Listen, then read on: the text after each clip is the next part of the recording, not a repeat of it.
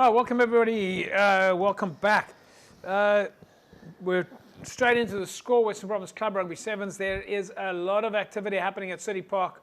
Well, I think the last 2 weeks was probably the best explanation that if you want to understand what the score Western Province Club Rugby Sevens is all about, is to get down to it. Alistair, this is what you mentioned last week, was if you want to know what the Sevens is about, you actually have to pitch up at City Park. Yeah, you have to attend the event, so you can see you can firstly feel the vibe, see the camaraderie, see the quality of the rugby that's going on. Yeah. Now people are interacting across teams. So Jerome, what is it about Sevens rugby that makes it so special? Am I putting you on the spot? Yeah, look. To be quite honest, I'm not a big Sevens fan, but I think it's more. Said like a true ace man. It's more social. It's more social, and it's more like entertainment because it's not that long. Yeah. So it's more fun entertainment. I think that's. I think the entertainment side of things, the excitement side of things. If you think of just the rugby on its own, besides the all the entertainment around it, you're scoring more tries, there's more space, you're seeing more individual skills because there's less numbers on the field. Yeah. And I think that's the catch. Lots of activity, lots of fun. I must say, I think the highlight for me of any Sevens rugby tournament is just getting onto City Park. It will take me about half hour to walk from field A to field B, and it's only about 50 meters away. But it'll take us. It's a long journey across. All right, folks, let's take a look here. This is Primrose against St. George's. We'll also bring you the logs again. But here we go.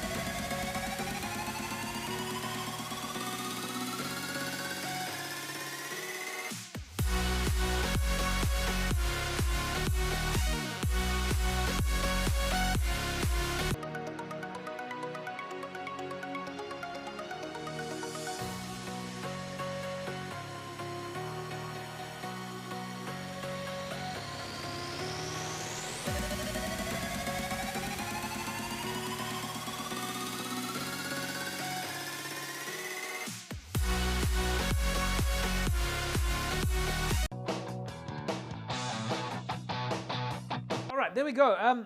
Jerome, St. George's, Primrose. Now, Primrose really came out with big numbers last week. I think 2 of their games were in the 60s. And then St. George's, of course, we know that they're the reigning champions. To come out here, what an interesting game. 17-all for both those sides, Primrose and St. George's. Yeah, it was quite tight, but you could see how the game was going, that it was. And I'm actually glad it went to a draw, because if there was a winner in this game, it wouldn't have been really a true reflection of the game, because it was so tight. Yeah, Alistair, I mean, we were talking about this last week. Isn't that, you would sort of, Primrose has really stepped up here.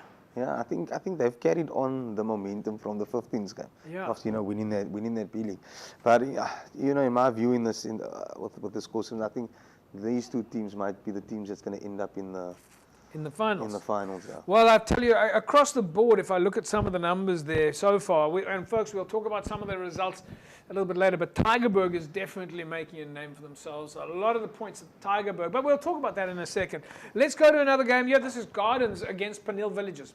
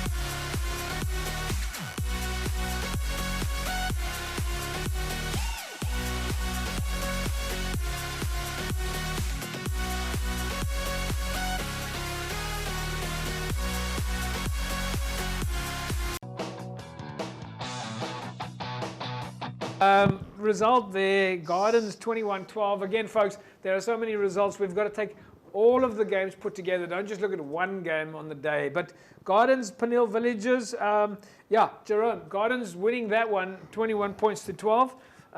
Gardens do bring a flavor to the sevens. Every year they come out and they are always a threat. Yeah, I mean if they play against the big guns, they hold them in and they play good rugby. Yeah. But Pniel Villages also had a good game here, so it was quite tight. Well, Alistair, if we look at the logs, and you can see the logs on the screen here now for Pool E, folks.